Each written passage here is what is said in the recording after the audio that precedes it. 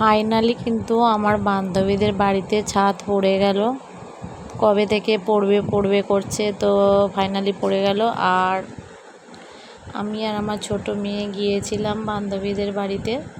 গিয়ে দেখি বান্ধবী এত বড় একটা খুন্তি নিয়ে রান্না করছে। রান্না তো অনেক কিছুই হয়েছে, মেনুতে ছিল ডাল, আলু ভাজা, আর মাছ, মাংস, চাটনি, পাঁপড়, মিষ্টি আর স্যালাড, গরম ভাত ছিল।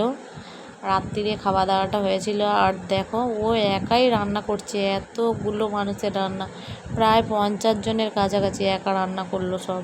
আমি তো আশ্চর্য, বলছি হ্যাঁ রে, তুই এত বড় একটা খুন্তি নিয়ে নাড়ছিস কী করে? আর পুরো তো ঘেমে চান হয়ে যাচ্ছে, বলছে আমি ঠিক পারবো। তার ওর অনেক আশা ছিল, স্বপ্ন, ছাদ ফেলে একটা বাড়ি হবে, তো হয়ে গেল। আর ভগবান আমাদের আর কবে দেবে আমি বুঝতে পারি না।